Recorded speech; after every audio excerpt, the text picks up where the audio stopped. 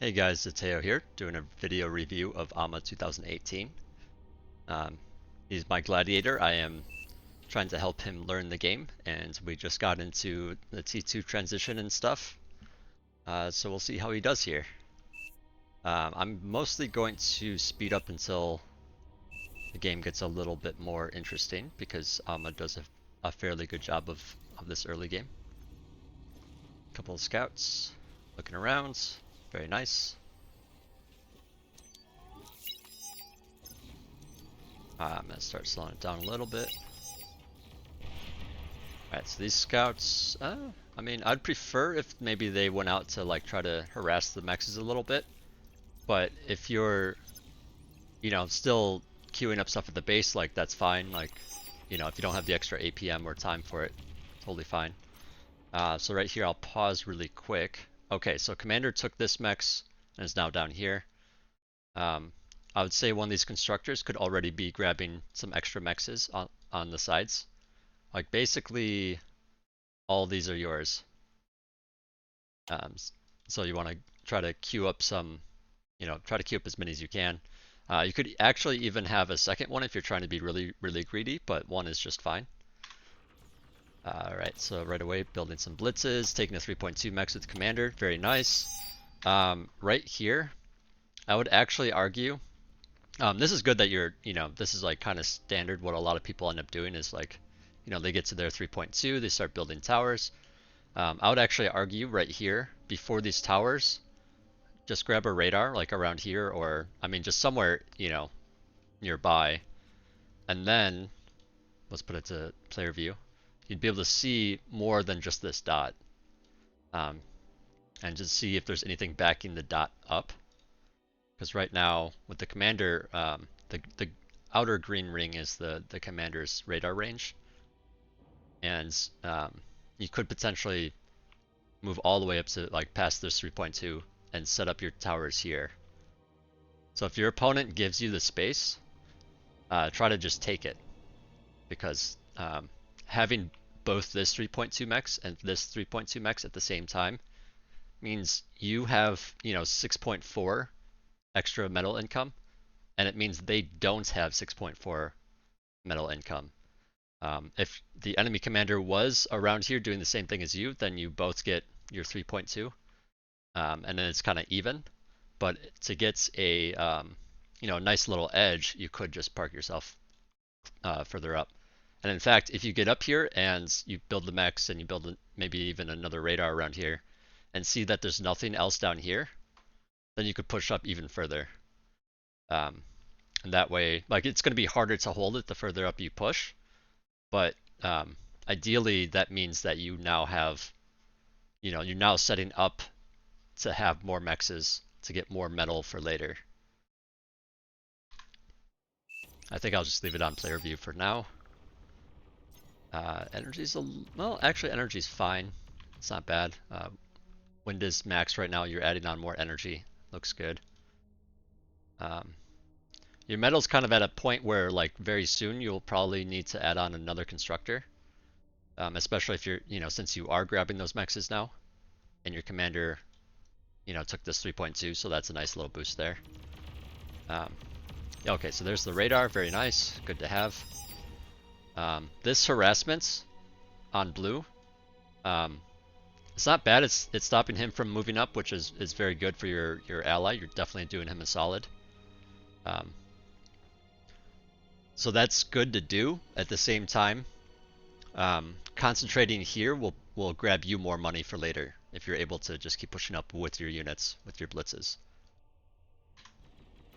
Now that you have that radar, you see some more dots over here. You see the blue dots, and you meet the commander.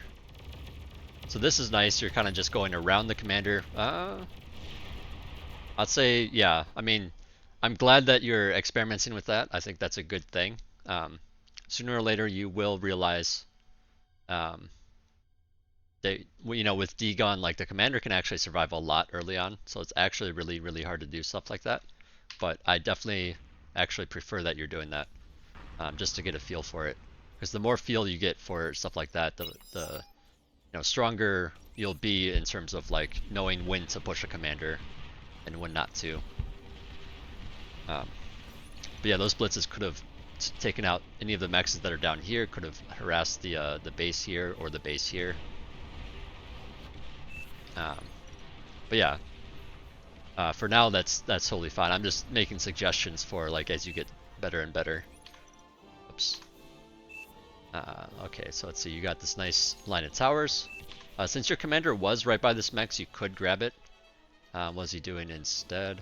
Okay, you're just making this nice LLT chain, which is not bad. I would say, however, if you start seeing these rocket bots, you might want to calm down on the LLTs a bit and just try to crank out more units. Because these rocket bots are not very strong against fast-moving targets because they can dodge the rockets. And so if you put your metal into more units instead, you should be able to push this position no problem. Yeah, that's a bit of a gamble there. I don't mind you trying stuff like this. Again, kind of the same concept as going for the commander and stuff. Like that gives you experience with understanding like what you can and can't do. So I very much like that you're trying stuff like that. But I will say that attacking towers like that, usually the commander is going to be nearby. He's the one making the towers. So you're attacking a position that has several towers on it plus the commander, and so that's generally not going to do so well. At the same time, I am also glad that you're trying stuff like that because your ally is kind of stuck in this position, and the other guy is over here, which means, yeah, this position is starting to get porked up pretty well. So, I like in theory that's a good thing to do. It's just a lot of pork for right now to, and also this being such a narrow pass, all the blitzes that you feed into there, the command or anything really, even if it's medium tanks or anything, it's going to be really easy for a commander to just degun down this alley and take out all those units. So just things to think about as you progress and get stronger and stronger. Unfortunately, Ural is a good player and is doing quite well with these thugs here. I mean, it looks like he's taking some extra damage right now, but yeah, did a good job picking these units off. But yeah, looking at this, okay, so here now you know that there's like plenty of rockets, and that it's just grunts and rockets. So let's see, what are you building in terms of units? Okay, so mostly medium tanks, a couple of artillery, not bad. I would say it might be worthwhile to mix in a couple Januses. But that might make the micro a bit more confusing at first because you kind of want to have your medium tank slightly ahead of your Janus, and you want the Janus to shoot and then immediately try to get out of there. But yeah, definitely a lot harder to pull off, but the Janus would do quite well against clusters of units like this. But either way, I like that you're poking the fronts with these medium tanks. It's especially good if you're able to pull them back without dying and repair them. Let's see what you're doing here. Okay, so you're just building on more towers. Yeah, you don't really need more towers than what you have. If this was a 1v1, I would say this is really, really good. Like especially if it was a forward position.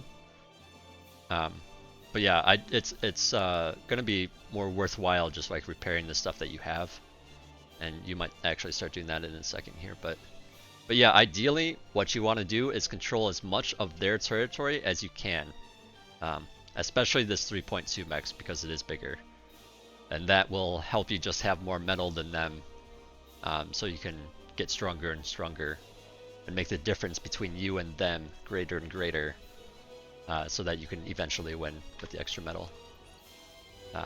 Also, kind of difficult because Ural is parked right here. So it is kind of a tricky thing to do. But the more that you destroy your lane here, actually this is actually a really good thing to point out. So even though Ural is up here and it's doing quite well, it kind of makes it feel like you can't really push this way. But if you're able to break this position, then you can send like raiding units like blitzes or sometimes like a few medium tanks and just send it this way. And either attack Ural's economy that way or attack your lane's economy that way. Or you could go over here even. Like, it's kind of like, there's lots of different avenues to go down. I hate that it's like that. There we go. Um, but yeah, lots of different choices if you're able to break this. Because Euro's main force is going to be here. So that means he's not going to have much, you know, um, he's not going to have much around this area. Green's not going to have much beyond what you see.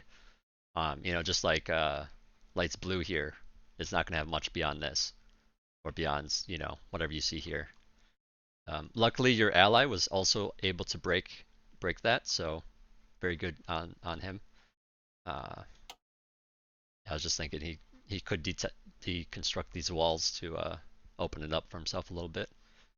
But yeah, so far this looks actually really good, really good. Let's see what else is going on. Okay, so did you just get? Okay, you just got this constructor, this T2 constructor. You're immediately upgrading mexes. Very nice. You got your con turrets. Let's see. Yeah, these constructors here that are just helping the lab could speed up this process to give you a lot more metal. So I guess the takeaway here is to keep in mind that the objective is to control as much metal as possible. And so the faster you upgrade your mexes, the better. And you're in a good position up front. It's going to be hard for someone to break this if you keep your units alive. So it is a reasonable time to like sort of, stop putting so much metal into units and instead upgrade your mexes faster so that you get more metal for later on. If that should be pretty clear, I think. But yeah, Ural's doing some poking too. It looks like you lost this mex. Very important that this gets rebuilt. Okay, good. Yeah, there's also this mex that isn't being used. Your allies should maybe take that, but I mean, if they don't, feel free to. Like don't feel like, don't feel like it's theirs, so they should take it, and you're not going to take it for that reason. Feel free to, like, if they don't take it for a little while, like, feel free to take it. And if they ask for it, saying like, hey, why'd you take this? Just give it to them. At least then your team is getting the 1.8 for a little while. So it's always better, if you think about it as a team thing, it's like always going to be better to grab the mex sooner, even if it's not given to the correct player, and then give it to the correct player, like when they would normally get it, type of thing. Because then your team is getting the extra metal.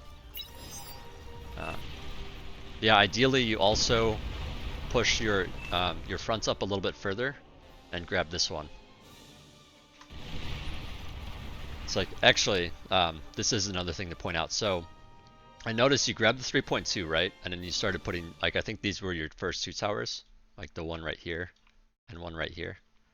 And then you like made a chain of towers, which is good. It's nice that you did that. But I would argue that if you're going to set up towers to defend this 3.2 mex, to maybe do it around here instead, just to give a little breathing room so it's harder for them to kill this extractor without taking the towers out first. Or even like, I would actually argue even put towers down here more. But again, the more like the better, the best play is to push past, set up around here, like I was saying earlier, because then you get both 3.2 mexes. And then even if they like have units to deny you from doing this push, try to set up towers as close to them as possible, and that way you just control. You make it harder for them to keep this 3.2, and harder for them to keep this 1.8. Whereas with where you're placing it, you're making it hard for yourself to keep the 1.8 and the 3.2.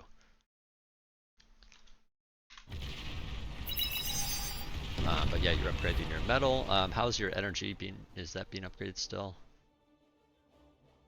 Yeah, I mean, I'd definitely say like with these mexes, it's nice to get these first, but also know that with that extra metal, you're going to need more energy. So trying, starting to add that on as well when you can is nice to have. On this particular map, winds can be pretty solid at 16, but it can also go all the way down to 0. Since the average is around 12, I would argue that like you might want to do advanced solar instead of a ton of wind. It's fine to have the wind, but I'm just saying like the advanced solar will be a nice like addition to it.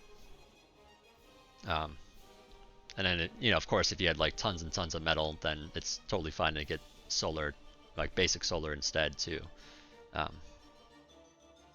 Because yeah, winds can dip down pretty low, so it's not like the highest of averages. If the average was more like 15, 16, then I'd say yeah, definitely just keep building wind. Actually, do you have a storage? You don't have a storage. I mean, wind isn't terrible at this point. It's just like it's just going to be a lot of space. That's actually what I'm more getting at. Whereas the advanced solars, do more for the space. But also, the storage would help a lot if you're doing a lot of wind. I think you know that and just forgot. Things happen. You played a lot of, you did a lot of micro early game with your tanks, so it's easy to forget stuff like that when you're doing a lot of micro. But just to point it out. Okay, so here, I must have missed what happens, but basically green either sacrifice units here or put them somewhere else. I don't know what happens, but basically there's a very large opening. From your player view, I mean, you don't know exactly what's down here, but you know that, I mean, I don't know if you know the icons, but this icon is a thug. This one you don't know what it is. But once you see the units, the radar will not be just a blank blip like this. It'll be what the unit is, just FYI. But either way, the point is, now that there's this big gap here, you want to start moving towers like down here at the very least. Basically, instead of trying to put towers like on a defensive line, you want to move the towers as close to your opponent as possible. So like even if you have some towers up here, you can just like move your commander, your tanks and stuff down to this location, start setting up towers. And it may seem unsafe because again, Euro's right here. It looks like he took some damage, so it's kind of rough for him. He's kind of trying to fight all these players over here. But if he tries to challenge your location, by moving this way, and you have your towers down here, your response could be to add towers along this section. It could also be like, if you don't have towers there yet, or maybe you don't plan to put towers there, since green is kind of away, you can also just, start moving your tanks to this location to defend it. Or just be mindful of Euro's potential to push down this way and set up, or not set up like, in anticipation, but rather if you see units start coming this way, then you can move your tanks into position to defend it. Same with this area here. You could get attacked from that location, so it's just a matter of like, if you see something going towards that location, then setting up some units or something to help defend it. Because yeah, as you push down further and further, this becomes like a bigger and bigger area that you have to like consider defending. And if you do push your commander further and further and further, it becomes a lot easier for opponents to kind of like pinch him off from the rest of your base and your reinforcements, and then kill you. So just be aware of that as well. The other option here is to get some artillery to maybe shell Euro a little bit, or to shell the player over here. It looks like your pink ally or salmon colored ally is already, taking the position, so this is really nice by him. Breaking out a mountain. Okay, so you're going to eat the corpse. Very good. But yeah, as you move down, also try to take, put a radar up so that you can see further and further.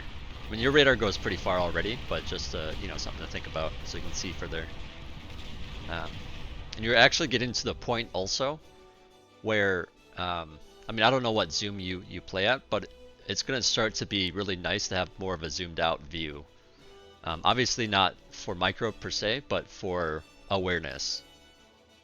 So you've taken this nice forward position here, but you know, again, if you keep pushing, it becomes more and more of like this, you know, this situation where you can get surrounded by the sides. And so just having a zoomed out view can help you see what's going on in terms of, are they going to attack you? Is this guy going to attack you? You know, and if they do, then you can respond very quickly. Just by having it zoomed out, it's easier to see all that. But then, yeah, once you start microing, then maybe you want to zoom in. At least this is what I do. I zoom in when I micro to, you know, pull units back and do some fancy stuff. But yeah, overall, this looks really nice. You have a nice forward position. You put a little pressure on Ural. You put some pressure on green. And now you have this nice like cluster of tanks with that extra metal that you've gotten. Okay, so yeah, here I see your energies getting crazy low. I mean, this is normal, basically, if you don't anticipate the extra metal need. So yeah, it's like the timing kind of works out where a lot of the time you can get like, say, like these 3 mexes upgraded, and then afterwards, you know, you have, you know, you send your tier 2 builder to grab the rest of the mexes and a couple of guys to assist, but then you take some of these constructors off to start producing some more energy, just as a, like, knowing that you're going to start getting low. But yeah, the more games you play, the more experience you'll have with like feeling the timing out in a way. And then you have games like mine, where I just completely forget sometimes. So busy with micro and stuff. This is nice. You're challenging Ural. I know I kind of missed it, but I know you took out this commander as well, and it was a really nice play. I didn't watch the replay too hard before this, but I did watch it enough to know that that happened. So you get another kill here on Ural. Very, very nice. I mean, it's the sort of thing where it's like you want to be mindful of where you kill them, because this is kind of deep in their territory, which is, it's totally fine to still kill them. But just note that, you know, if you kill them, you want to try to fight for the metal for it, because it is a significant amount. Yeah, so instead you kind of just kept pushing forward with your tanks, which is kind of fine. It's sort of like, you know, if they don't respond properly, then, you know, they lose a portion of their base or something. You know, it's kind of fine to do that, but at the same time, there's a argument to be said about maybe keeping them back. You know, taking this position here, get your commander down here, eat the corpse, and then set up LLTs. And again, this makes it very challenging in terms of like potential, you know, potential cutoffs, and or you know, potentially just getting hit by all these sides, basically. But that's like the next step in your evolution, is how I see it. Yeah, they quickly fill that gap. They eat the commander. Yeah, that's, I mean, so that's pretty normal too. You can try to fight for this and eat it. If you don't feel like you have very many forces, you can try to set up your forces here and get your commander or res bots down here ASAP to eat it. If you feel like you don't want to expose your commander that much, you could do it with some builders. I notice you have an idle guy here. You could also just take a couple of these guys to help them out, eat it. And that way, like, if you lose it, you know, then you're just gifting them a couple of construction bots instead of a commander. But yeah, it's the sort of thing where it's like you kind of want to try to take it, even though it's difficult. And then, you know, if you start getting in trouble, just pull out and, you know, to not waste your commander or units. And if you're able to, like, if it ends up being a situation where you can sacrifice a couple units and still eat the commander, it's usually worth it. Usually worth it. Since it's coming out, wind is super low right now. Yeah, so these advance, I'm glad that you decided to do that. This will help you out a lot. I think this guy's just idle. Yeah, it's definitely one of the things to be careful of. Okay, so you got your T2. Wind's a little low right now, so it's kind of making it hard for you, but I think you should have a good chunk it once it picks up again. Again, the storage would help that a lot. Um, and even at this point in the game, it's kind of okay to have two storages. If wind has a big, if wind can dip down a lot, by this point, two storages is okay, just to like keep you afloat. It's like, oh yeah, see how that dips down once you start producing on your T2. It's like it's so much energy, and you have a nice chunk of metal coming in right now. Very nice chunk. So yeah, it's sort of like if once you do this, it's kind of like you need a lot of these on particular maps, um, because you start having like just so much metal income. You're doing a great job, by the way, of just like upgrading all these mexes. Um, where's your builder? This guy? Okay. Okay, so he's yeah. I was gonna point this out too, but there's a certain point where it's like, okay, I don't really want to risk losing my builder, and grabbing the front mexes. Um, but I would say it's fairly worth it to try to grab a few more, because these here could definitely be T2, especially the 3.2 mex here. So if this is upgraded, again, like, T2 mexes are 4 times the amount of metal income. So upgrading the bigger ones are really nice to have if you can. Obviously, it's going to be much harder because this is right where the front is, and you might lose it. Um, what I personally like to do is I just keep upgrading the mexes with my tier 2, my like first tier 2 constructor, with and then also have like assistance for him. And then once he gets down here ish, like I'll start throwing up some defenses. I'll get like a T2 jammer, like maybe back here, and T2 jammers have a very nice like big range. Um, I don't know if it's probably not quite that large, but uh, you get the idea. It's a bigger range than the T1 versions. Yeah, it looks like you don't have any jammers here, but that would make it very annoying for them to try to push because they don't know what's in there anymore. Um, and then also, in terms of actual defenses, where's your builder? Here he is. Okay, so in terms of actual defenses, these pop-ups are quite nice. T2 defenses are actually quite strong, but if you can get like a bunch of these up front, it can definitely help you out. Persecutors have a bit more range, uh, or I should show this pop-up. So like compared to this tower, so this tower has this ring here that you see. If we put a, I gotta select it again. Where is he? Okay, so if we put a pop-up here and compare the size, it's that much, or compare the size, it's that much bigger basically. It's like it goes all the way down to here instead. Or I cannot draw. Um, but yeah, it's like that much bigger. So that would actually help the 3 point, deny the 3.2, assuming that you put it right next to it. If you put the persecutor down, it is more expensive. It's kind of similar but more expensive. It's a plasma artillery, so it's kind of the same thing as the agitator or the guardian.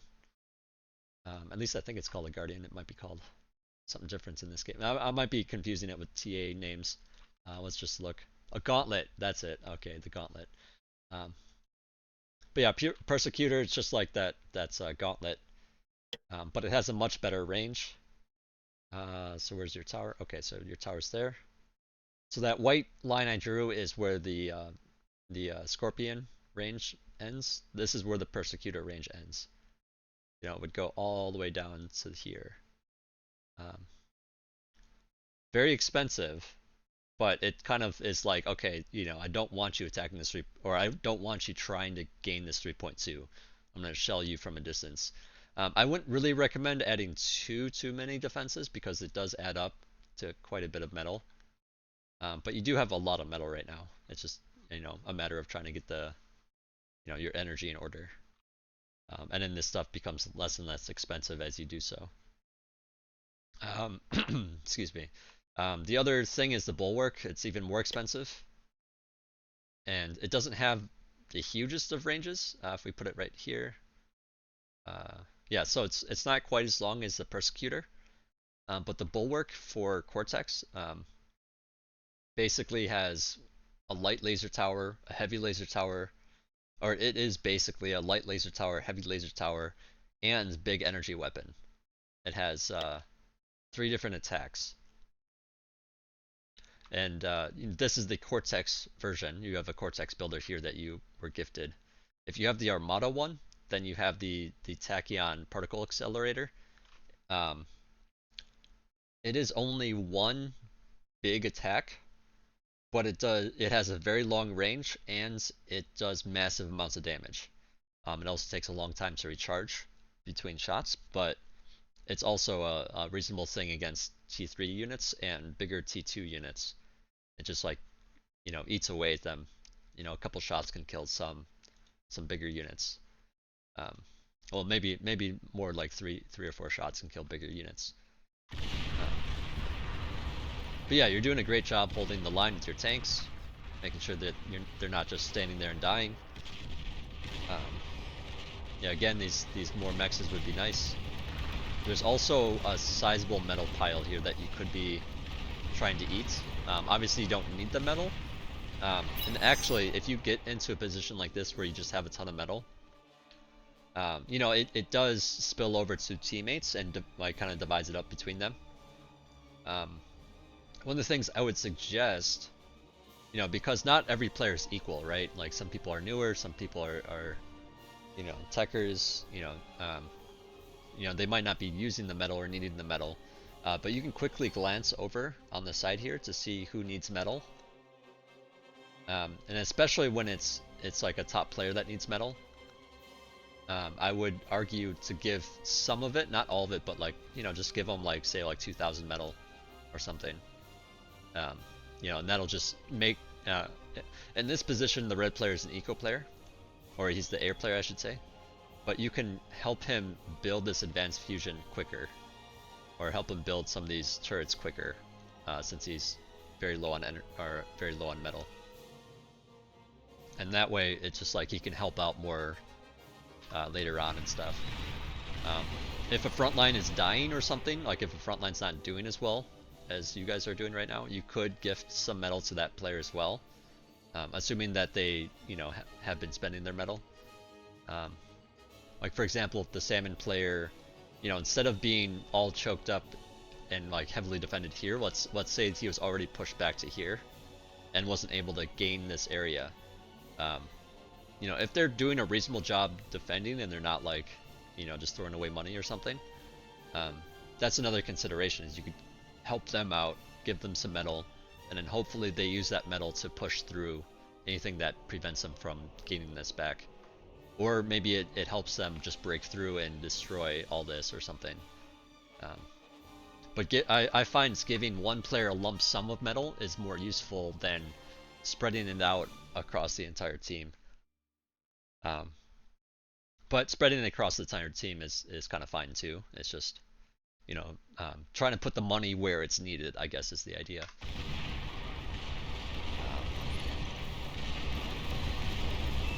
Yeah, your energies is starting to become okay. Good. So you're building a fusion. This is actually a really good time for it. In some sense, you could add on some more advanced solar collectors first, and then get this. If you really need the energy, you could just add on way more advanced solars before the fusion. Like if you really needed the energy now, doing something like a fusion is more of a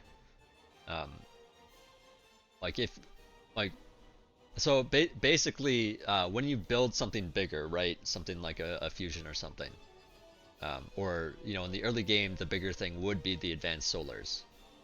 They take more energy to produce, and so if you need energy, they're not a good option. Building advanced solar right off the bats instead of getting like a bunch of regular solars or winds first will slow down your unit production and things like that. So the idea here is just like the bigger stuff is going to cost more energy, and if you really need it while producing units, it's going to be very challenging and slow you down for a while. Um, so it's good to get it once you have the energy income, and your energy income's not bad. I will say that you got all this wind. The wind's high. It's doing quite well. Um, if wind dips down very low, this might really throw you off though, especially since you don't have a storage. So I would actually, yeah, in this particular case, I would say more advanced solars first. Um, However, the other thing to consider is how's the front line doing? You know, since you have some units in position, you're defending your front line rather well. You're not getting pushed by something crazy. It's just a couple of grunts here to, you know, grunt spam. Um, it's kind of fine to do this too. Like if you're okay with slowing down your unit production for a second to get your fusion up, totally fine. And in fact, if you're going to do that though, I would try to you know, select your construction turrets and have them assist the fusion. If you have some, say, some construction turrets here that can't assist the fusion, you could pause them temporarily, or pause your factory temporarily, just so that they're not using as much energy to build units, and that way you can get your fusion quicker. Um, like the idea is to throw more resources into it quicker so that you get it up sooner and build stuff sooner with it. Um, and then yeah, if you're trying to just get energy and you really need units, then I would not suggest getting this. I would instead suggest getting some more advanced solars first. You know, so it very much depends on how well, you know, you're doing. Like, are you afraid of getting totally smashed by, like, say there's a big ass army here and also another one here that looks like they could just push through you and roll you. You know, then you would want advanced fusions for sure. Or, you know, other side of things, you know, if you're in a very good position and have like a ton of units, you know, you're looking to maybe push forward, you know, to try to do some economic damage to them by getting into their base, that'd be another time to just get advanced fusions. So it really depends on how many units you need at the moment. You know, if you need units to, um, you know, keep pushing, or you need units to help defend, you know, then do not really, you don't really want this yet. Um, or, you know, if you wanted to push, like if you didn't really need units for defense, you could just be patient, stop producing units really quick, get this up really quick, and then start producing units again. You know, the idea is to concentrate as much build power and money into the thing that you really need, like you need to, for growth, or the thing that you're trying to do. You know, so if you're trying to defend or trying to push, obviously you want more units, and therefore, you know, spending more on this and not this. Um, but yeah, no, that's like high, kind of like higher level advanced thinking in a way.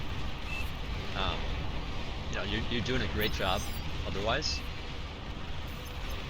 but you know, you're doing such a good job that in a way I kind of feel like you could use like the next step or the next, like, you know, little bit of information. Let's see, what do you do now? Okay, you added more build power. Okay, so that's good. You got the power, and you're spending your metal now. You're adding on build power to spend it a little bit faster. All very good stuff. You start a second fusion. Not bad. Oh, you're pushing here. Yeah, this is nice. You see that it's just pawns. Or grunts rather. I saw that you had some lightning tanks. Once you start seeing spam, you might want to like queue up some more in your guy here. I think you just started adding on these starlights. But looking at the ratios here, I would argue that it's reasonable to always have like a few jaguars mixed in. And I'd also say, well, I mean, having a lot of bulls is not bad. I would say that having Mausers, a lot of Mausers, and just some bulls is also really good. It really just depends on what you're going for. Personally, I really like to have a mixture, like more like closer to like a 50-50, especially since the Mausers are cheaper and provide like a nice backline support for your bulls. Um, and then when it comes to backline, I try to you keep them separate than your bulls. You want them behinds, like in a separate auto group. Um, and you want to try to keep them alive as much as possible, especially once you start adding on these starlights. But keep them alive, keep them back a little bit, and then if you're going to like test the waters with stuff, do it with the bulls, but have your longer range stuff, within range of the enemy units. And then, if you run into big opposition, you can try to pull stuff back, and you might lose a few bulls, but at least you're not losing your back line. And when that happens, you might want to add on a few more bulls or something. But either way, this is a nice push. It's a little challenging because, like, automatically the bulls are going to be trying to kill these grunts, and they're not going to do very well because they don't fire that fast. But here you come in here with some damage. Very nice. You get into the base. It's not a ton of damage considering they're T2 bulls, but I mean, considering you're up against a spam like this, like it's okay. It is like the gift of metal though. So just be wary. Like it's a little bit how do I say this? So your opponent here does, like, I mean, you don't really know this, but like your opponent here does not have T2 yet. So T2 Rex are actually a lot of metal for him. If he was T2, this would be less meaningful for them. I mean, but honestly, I wouldn't worry about that too much. I'm just thinking, like, there is times to think about, is this worth it or not? And it's also one of those situations where it's like, even if it's not worth it, I'm glad you're trying it just to like test the waters, see what you can do with it. That's definitely stuff that I'll do too, test the waters. But then looking back, it's like, oh, I shouldn't have done that because of this, or I just gave him this big metal pile or something. So I like that you're doing that. I'm just trying to say that try to be mindful of the Rex as well that you're providing. In case you don't know, Rex provides 60% of their cost. So bulls, they cost 950 metal, which is it's a lot of metal. Tigers are, I believe, 650, so they're much cheaper. And so when these bulls die, if they leave a full wreck, it's 570. So that's 60% of 950. But yeah, just something to keep in mind. Here Pink's kind of helping you hold the line a bit. You got your starlight out. Radar, still okay. And I was saying, like, you can get your T2 constructor up here and build some defenses, or I mean, even better, like if you can control further down, it's like even going to be better. The closer you are to your opponent, the more mexes that you can hold. If you can hold this 3.2, even if it's just a regular, T1 mex, that's totally fine. If you don't want to build a T2 because it's expensive on it and it's, likely to die in that position, then totally feel free to do a T1 mex. Let's see, the other thing. This is a Cortex builder. So if you were to do it with this builder in particular, you could build the Advanced Exploiter. So these things, they're just like the regular mechs. They cost way more, but they can take way more damage, and they have an attack. So they fire missiles, and they're actually like, it does 1,300 damage per shot, which is actually kind of a lot. They fire kind of slowly, but I mean, it's not bad. And they also have a laser. So these are actually like very good defensive towers if you can build them. Armada, I don't think Armada has a T2 max actually. But yeah, it's one of the perks of being Cortex. It's having those stronger defensive like mechs and geos. Yeah, here I would say this isn't really enough to push with. Um, yeah, so when it comes to actually pushing down your opponents, I would very much say build up the force first. Meanwhile looking for openings and then just seeing how your opponents are moving their armies. Using the radar. And once you have a sizable force, then it's time to push. And you want to push like where they're not guarding it, basically. Uh, and that is assuming that you're trying to do a raid or do some economic damage. Um, but yeah, the radar helps a lot. I don't know if I've talked about this yet, but radars have, like all radars across the board, have much higher line of sight than other buildings. For example, this radar has 680. This is the T1 radar. Your T1 LLT only has about 500. So that's, um, it's not like a ton, but it's like a bit more than usual. Bulls, for example, only have 500. Commander, let's see, Commander line of sight 450, so he actually has a pretty far line of sight for early game. And then the T2 radar, the Prophets, 900 line of sight. 900, it's quite a lot. Let's see, what is the T2 static radar? Let's see, your build is up here. Oops, we'll go here. So the advanced radar 780. So it's not as much as the mobile one, but the point is like having some line of sight to be able to see is very nice at this point because people will start having jammers. I don't think I see too many jammers this game, which I find a little bit odd. Here's the jammer. It's on your team, but jammer would be good. Let's just open it up to see what they got. Yeah, so Ural has a jammer here, so this is all within the shroud. And what you do against jammers is get that line of sight through having radar bots and stuff. It's not just for the radar itself. And then also, like, if you can jam your army with a mobile jammer, it's really nice too. And if if you're, it's nice to have a jammer with your army, but it's also nice to have a jammer within your defenses if you have any. At this point, the light laser towers are only going to really be good against spam. Which actually, they're kind of overlooked for anti-spam. But yeah. But yeah, if you had set up like back here, you'd still like have all this, I think, given the game.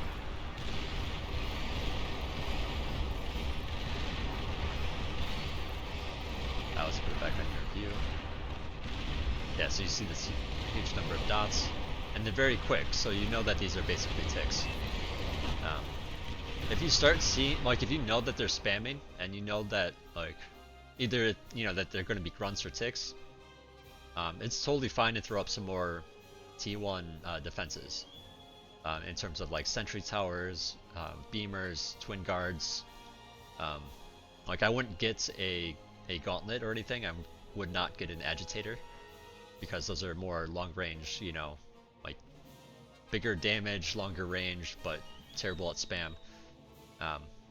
Feel free to add these on these towers, these sentries. Also the Dragon's Maw or the Dragon's Claw, either the flame or the lightning one, the pop-up one that looks like the T1 Dragon's Teeth. Those are very good against spam. And at this point, like, they're kind of expensive, but like at this point, definitely useful against spam. Like I'm trying to say early game they're expensive, but at this point they're fairly cheap. Okay, economy-wise, okay, so one thing to note is one of the main reasons why you get the fusion is to boost your metal income by building converters. If you're going to do T2 converters, it's usually about, say like, it's like 1.5-ish converters to one fusion. Since you didn't have a lot of starting resources outside of fusion, it's fine to have like one fusion without converters, but now that you have 2 and almost 3, like basically every time you build a fusion that you like don't need because your energy is fine otherwise, adding like at least one converter like, and sometimes two converters per fusion is really nice. The exception is if you're building a lot of things like starlights that use energy per shot.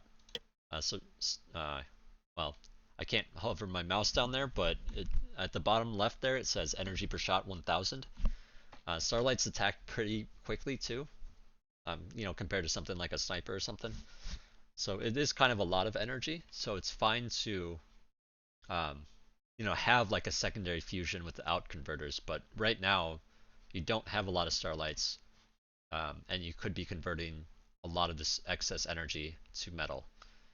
Um, in fact, you have so much you could probably have about 4 or 5 converters extra, and that'd be plus 50 metal. That'd be plus 50% more metal income, and then you'd be able to crank these guys out a lot faster. Um, Also, I have not talked about this much at all, and in this situation, I would not recommend it. But around plus 100 metal is when you can start affording to produce like T3 units. If you were trying to produce them kind of slowly, but the only thing about that is you can't really afford much else if you decide to do that. But if you feel like the team really needs team T3s right now, that would be the time to start considering it. Um, and that would eat up all your money. So like you would not be able to tech very well, or sorry, you wouldn't be able to eco very well with that because you're also building something super expensive in terms of units. Um, so I would not recommend it here. I would recommend just keep doing what you're doing, which is adding on um, basically more economy while producing units. Um, Also, I will talk about the APHIS, the Advanced Fusion, at this point with you because um, this is something that I don't do very often that I should consider more. This is definitely a more like advanced type thing, but like if you're trying to produce, like if you need units, this goes back to like the whole advanced solar versus fusion talk that I had or that I said earlier. But if you feel like you're in a good position and don't need units, you can pause the production or just stop, feeding a lot of money into it. And instead of getting regular fusions, get an advanced fusion. Um, in terms of metal, it's actually very, very efficient compared to the regular fusion, especially for Cortex when you're doing Cortex ones. If you're doing Armada ones, the fusion is a little bit um, it's a little bit more efficient than the Cortex fusion, but the Cortex advanced fusion is far more efficient than the Armada one. But either way, both advanced fusions are more efficient in terms of metal cost. Um, so an advanced fusion produces 3000 energy. The regular one does 1000. For Cortex, it does 1100 energy for one. And in fact, because it's 1100 for Cortex, you could actually do uh, do 2 converters per fusion. Um, what was I going to say? But yeah, if you're at a position where you feel like you could get away with building more economy, and you feel like you can't really, or that the game's not going to end like immediately or like in the near future, um, you can spend a little bit more on building your economy up faster by getting the advanced fusion. Um, to do that, in this kind of situation, I would maybe recommend 2 fusions. If you're backline doing tech, it would just be 1, and then you'd eat your fusion. We'll talk about that more next week, um, but yeah, once you have a few fusions, then getting an advanced fusion is going to be much more efficient. Um, but yeah, to state how much more efficient. So one fusion, for Cortex anyway, it's 4500 metal to produce a fusion. That gives you 1100 energy. And if you build a converter, if you build 2 converters for it, let's say, that's another plus 20 metal per fusion, basically. If you build a fusion and 2 converters, then it's plus 20 metal. If you build the advanced fusion, because it's 3000, and each converter takes 600, that's like, if you do the math, it's 5 converters per advanced fusion. Now, if you're increasing your metal income that much, you're going to want some energy to be able to use it. So it's more recommended to do 4 converters, and then you can like actually spend it. And then again, if you have something super energy intensive, then you might want to do 3. Or if you're doing if you're doing the Lawler cannon, which is the for Cortex it's the Calamity. Um, but if you were to produce one of those, you'd want like I don't know, like 8 advanced fusions or something without having converters on them. It takes a lot of energy to fire efficiently. Um, but yeah, just to talk about that stuff a bit more. But for your needs, having an advanced fusion and adding on 4 converters, and then you could actually, like, once you have a couple of those and converters to match, you could actually completely surrounds this factory. Whoops, that's not what I meant to draw. You can surround this factory with turrets and just crank guys out super fast, or you could do T3 and produce out of that really fast. Or you could do like, some guys out of here and then produce like another like air lab or produce um uh some T1 things with some extra build power behind it and then just spam out grunts or ticks or whatever, pawns. Um but yeah, there's lots of options once you get to this point. Um I mean, with 100 metal, it's kind of hard to do much else besides just a T2 factory or just a T3 factory. But once you get beyond that, then it's like you can start thinking about doing more. Um, but yeah, with 100, I mean, you could technically do the spam as well, but it's going to slow down production for all 3. It's not going to be like super fast production, which is what I'd more recommend. Hope that makes sense. If not, definitely ask me questions because this gets a little bit more complicated at this point. There's definitely a lot to be said about T2 and like different combinations to end the game with. And, it's like at a certain point, it's kind of up to your creativity of like how you want to do things. My whole thing is I don't want to tell you how to play, but I want to give you all the as many options as I can and let you decide. Because bar is very much a way to express your skill in a lot of different ways. Um, but yeah, again, to go back to building these fusions, you're just floating a ton of energy right now. You don't really need the fusions without having the converters. And so what I would recommend for building is you build a fusion, add 1 or 2 converters, build another fusion, add another couple converters, another fusion, another couple converters. And that's a good way to scale up your economy while producing units. It's kind of like the slow way to scale it up. Again, the fast way would be to do the APHIS instead. But then, yeah, it's also as your economy climbs, it's like you need to add on more and more and more build power. So this could become a bigger and bigger cluster. Um, to take a look at red here, he's in a bit more of an eco spot, and so he's on his second APHIS. He's got the advanced energy converters to match it, and he's also going air, but that's besides the point. Let's see, this player has APHIS up. Couple of fusions here. Yeah, so the point is like you don't have to go APHIS. You can just produce units, but in terms of the long term, it's going to be less efficient to do regular fusions. And then this just looks super not good. Oh boy, okay, so I'm sure I've said this plenty of times before, but um, if you're building solar panels, do not build collect or do not build these. This is really bad because each of these costs 150 metal, and they produce 20, right? Each of these converters convert 70 energy into 1. So that's 3.5. So you need basically this to support even just 1 of these. 3 of these cost around 450 metal.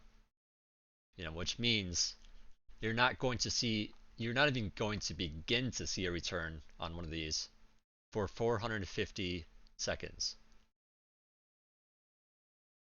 So doing that several times over means you're not going to see a return for a while. So your T2 is super late. Um, I wanted to explain that in case like anybody else that watches this can like understand that a little bit better maybe. But super inefficient. It's a good way to just use your metal without doing anything. Um, I mean, I'm sure he's had this for a while, and so it's probably paying off a little bit, but all that metal could have been just building this immediately and having it, like already having it, not starting it now. Actually, I want to see what oh, they're at plus 38 with that, I guess. I mean, I don't know, that's plus 38. Um, I mean, I guess at the same time, like some of the extra energy that Amma's producing here, because Amma has, like 4,000 energy excess right now per second. So those are being converted by this guy, the percentage of his share of the overflow. So it's kind of fine to do some converters for overflow for that reason, but this is just like crazy. Um, yeah, super, super, super crazy.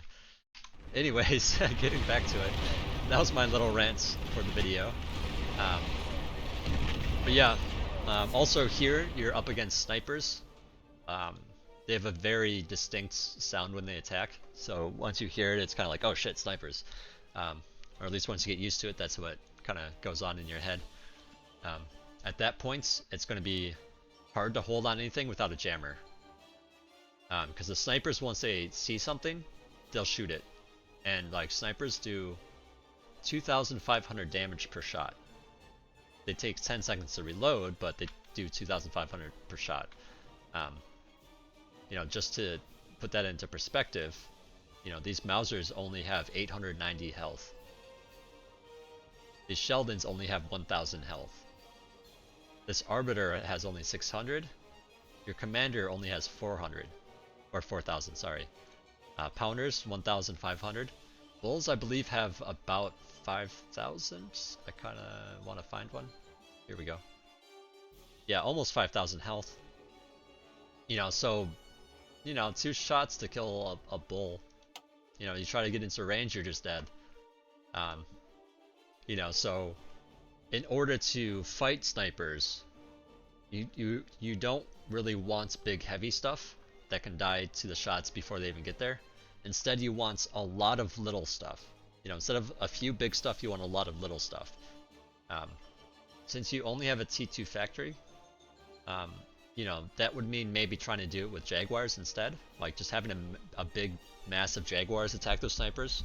If they don't have a good front line to help deal with that, the Jaguars can crush it. A lot of them will die, but once they actually reach the snipers and deal damage, then the snipers themselves do not have very much health. Sub 1,000 health. Reasonable idea.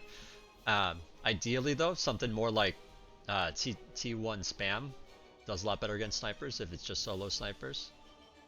The only thing about that is then things like Fiends do really well against the T1 spam. So it's like you gotta consider all the different things that they can build to defend against what you're doing to counter their units, and it becomes this whole like, trying to think of all these different options. And trying to find an option that's means it's going to be harder for them to counter. Jaguars are not the best option by any means. It's 330 metal, but I mean, if you're trying to find just the option out of this lab, it's kind of a thing. Also, the Gremlins, kind of reasonable as well here, actually. They don't really do that much damage, though, is the thing. It would take a lot of Gremlins. They are cloaked and stealth, which means they're not going to be seen on radar, and it means that if they're cloaked, then an enemy unit needs to bump into them to fight it. And they're only 230 bucks, so I mean that's not bad. But you would need more because the Jaguars just have more damage. Well, I mean they have they have 162 DPS, whereas these guys have only 87 DPS. So the Jaguar is more damage, and it chains with the Jaguar, so it would maybe do a little bit better, I think. But yeah, lots of creative things you could do. You could also try to use range stuff to kill them. Snipers do have long range. Let's see, 900 range. So let's see. Yeah, so the Ambassador has way more range than the Sniper. Um, but again, Ambassadors have this really high trajectory shot. They don't home on or anything like that. So it's going to be hard to hit a moving target, but Snipers are also a slower unit. So having Ambassadors with jammers, so that the Ambassadors don't just get sniped or something, is quite nice for that. Starlights have more range and more damage. 950 range compared to the Sniper at 900. So Starlights are totally fine here too. It's just, be careful because the Snipers will pick off things like Bulls very, very quickly. And they'll pick off things like Starlights very, very quickly as well. They're just like really tough to deal with. But yeah, I'm just trying to present you with different options here. Let's see, what is even the purple, or actually purple's snipers. So okay, so he's already on some nice economy, so you can actually pump out snipers quite quickly.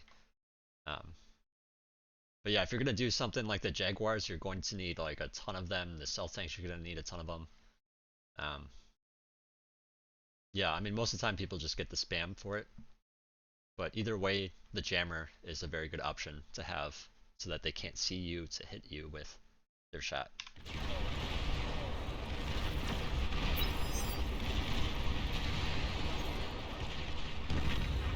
Yeah, unfortunately, this dark pink player doesn't have very good economy at this point, and so those units are basically not terribly useful. I mean, I would actually argue if your economy is really poor at this point, and you don't really have T2, you could try to just mass T1s for your team. You could do this. You could try doing the spam. So you could have like a couple of factories and a couple of build turrets assisting the factories. Just to lay down some spam, especially when you're up against snipers.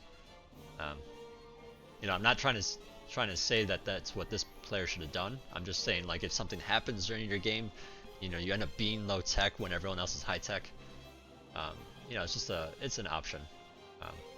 Ideally, someone would gift this person a T2 bot to upgrade the mexes. And then, yeah, I don't know, just something to think about, I guess. Because right now you guys could use the spam. Definitely something that'd be useful. Whereas these agitators and pounders are really just not going to do anything at this point. They're just absorbing some shots from the snipers. If the sniper can kill a pounder in one hit, you might as well just do pawns or grunts so that you can just have more of them. That's the idea. But it's doing some nice bombing runs with this atomic bomber. Ooh, that's a nice shot. But yeah, I'm noticing at this point, yeah, it's like you're putting out units, but then they just get sniped. I think is what's going on. Sheldons do not outrange snipers, so that's kind of a hard thing to do. If I was this, okay, he's got a jammer here. I was gonna say definitely have a jammer with this. It's hard, but it's possible to have your Sheldons get reasonably close to the snipers. The only thing is you want things like spammed so that they absorb the damage, so your Sheldons don't take it when they see them. And also you need something to counteract their spam, but yeah, just having a jammers helps the situation a lot.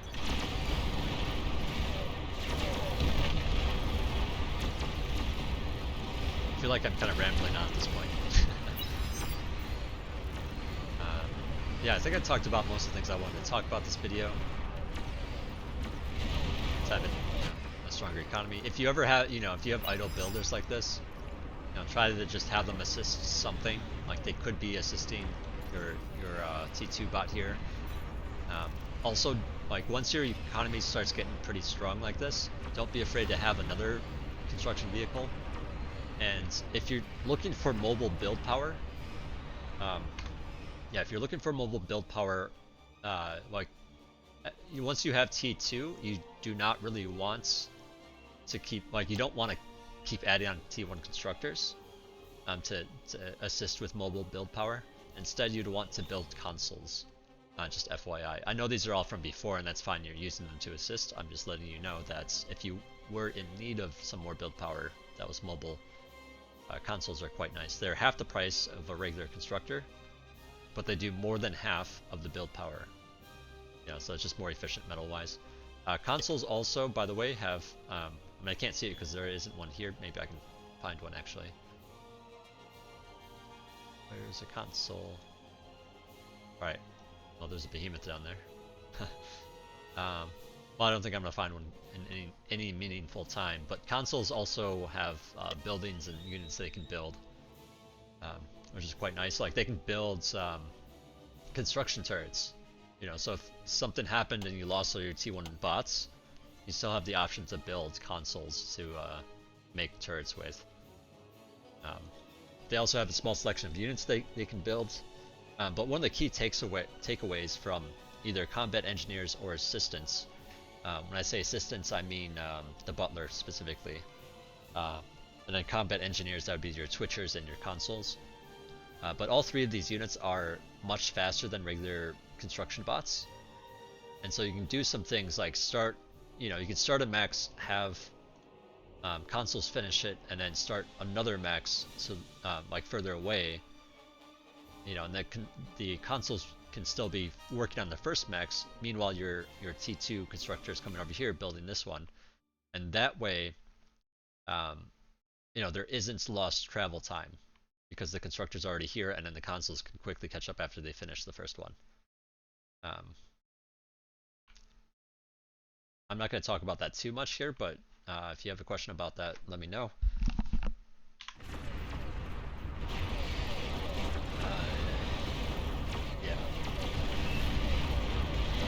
At this point, I'm just going to speed it up so we can see the conclusion of this game. Yeah, lots of snipers on both sides. Some good spam from teal. Looks like things are pushing up here, or I should say salmon color. Pink and brown and yellow are all just kind of chilling. They could be pushing with this, or at least poking and seeing what's down here. Actually, they know there's nothing down here, so they could definitely be like down here. No reason to sit up here. You could gain a lot more metal. Like even if it's just tier 1 metal mexes that you put down, like it's still worth controlling the area to get those mexes. And just, you know, that little bit of extra metal would help a lot, actually.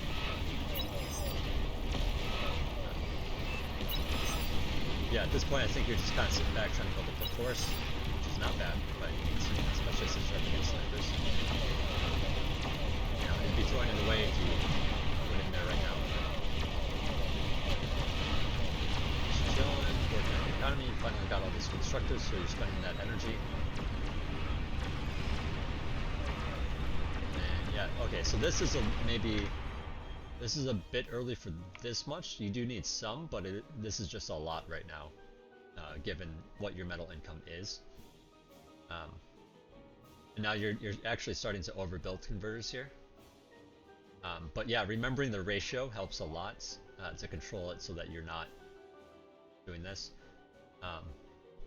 Because yeah, just by build, you know, basically at this point you're starting to not use the energy, and so it would be better to start the next fusion, and that would just scale your economy a lot quicker. So all these extra converters could have been metal that goes into the fusion. You know, each one's only 370. It's not like that big, but like you gotta think about the time and the build costs that you're putting into it. You know, let's see, 1, 2, 3, 4, 5, 6. You know, so that's a good chunk of metal that could have been a fusion. Yeah, not quite a whole one, but you know, quite a bit.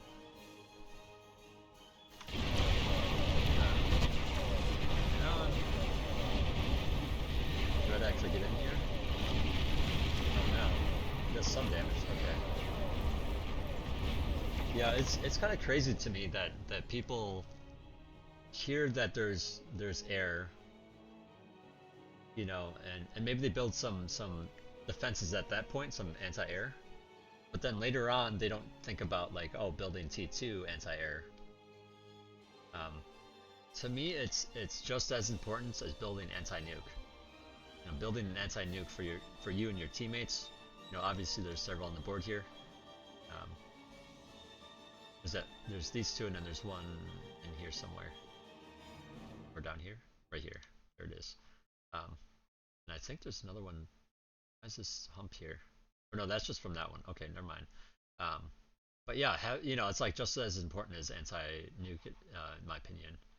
Just to have at least something, you know. Having absolutely nothing is a good way to lose your base. And that is even if there is a fire screen.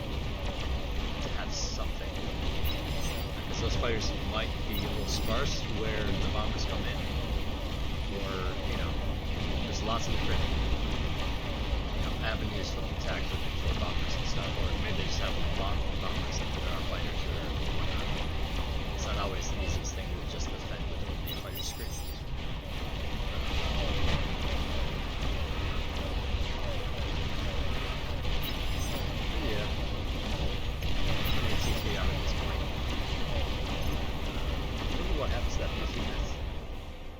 Juggernaut.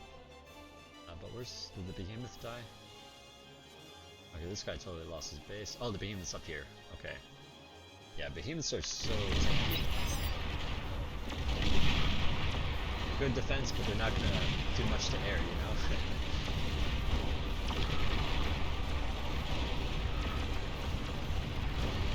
They're so tanky. Oh, where's that juggernaut? That's mammoth or something.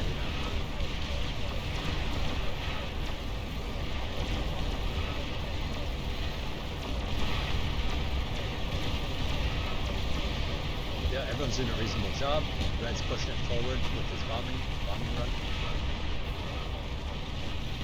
Yeah, there's just not enough anti-air here that bombers.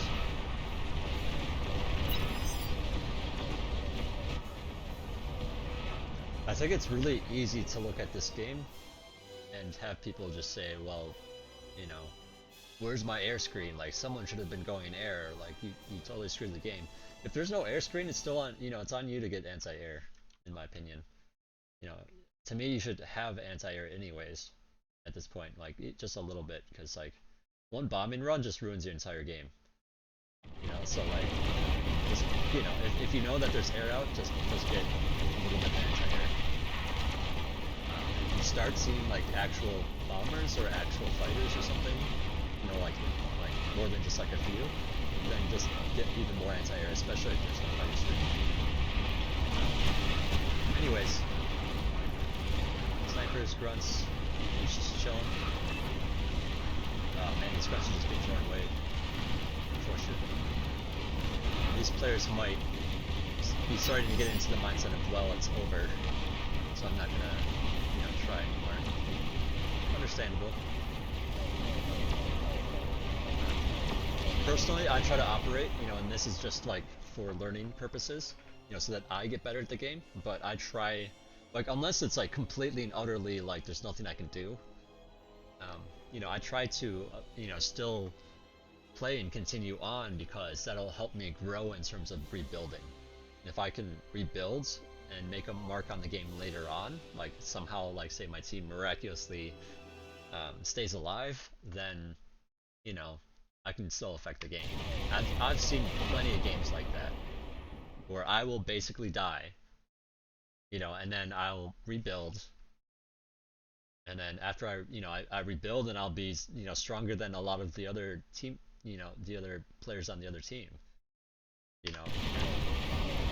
Sometimes, like, by the time you rebuild, like, the game's over and you killed it, or I'm sorry, your team killed it, or you got killed, or like your team got killed.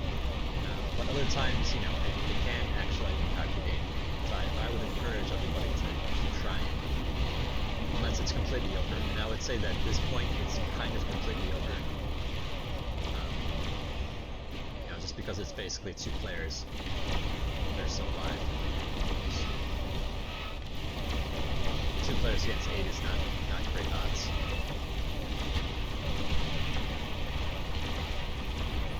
But yeah, I'm more or less saying when there's like, you know, say like 6 out of 8, you know, out of 8 players still alive and doing fairly decently.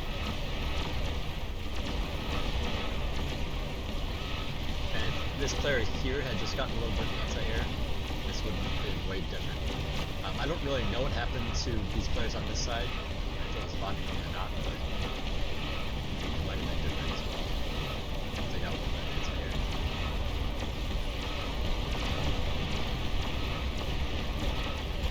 So yeah, this is nice from our ground player.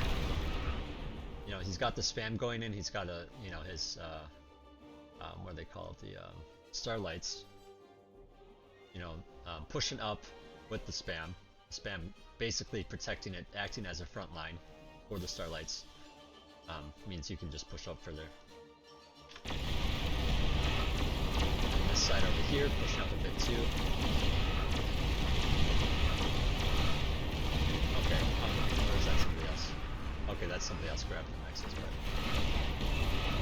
but yeah, this is actually, I mean, the game's over, it doesn't really matter, but like, you know, doing stuff like this, like once you gain a territory, like rebuilds, get all the mexes, definitely very good. The thing to like get into the, you know, work it into your habits. Like there are times when, you know, doing a particular thing doesn't really matter. You know, isn't really going to affect the game. Like the game's about over. Or maybe it's not even the thing to do at the time. You know, it's still good to train yourself to get into the habit of doing things like grabbing the mexes. Yeah, for Amma in particular, this game, even though the game's over, getting into the habit of taking the mexes, of, you know, resurrecting or reclaiming this commander, you know, just for the sake of training your muscles to basically do it automatically.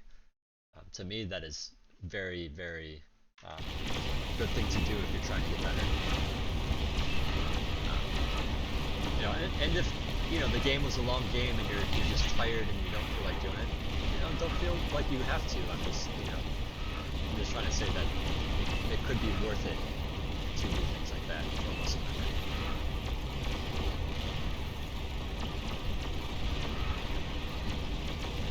APH can be very tiring at times. Let's get some further, just so we can see the conclusion. I mean, we don't really need to, but I figure we're at this point, I might as well just let them roll until we get actually over. Yeah, overall, again, I just want to, I guess, reiterate, Amma2018 did a fantastic job overall. And, you know, all my criticism here is to help propel you into doing even better. But yeah, definitely a very nice game here. Nice game actually from the entire team overall. I mean, obviously there's going to be mistakes. You know, not everything's going to be done well, but like everyone held the fronts. You know, built units, did all the things. But yeah, that's going to wrap up this replay review. Hope you guys learned something. I did spend a bit more time on this one than I usually do on reviews. Because there's just a lot to talk about in terms of T2 and my thoughts on, you know, different kinds of construction patterns and stuff in terms of like the fusion and the advanced solars and the advanced fusion and the converters and all that. So I hope you guys learned something. I'll see you guys in the next one. Take care.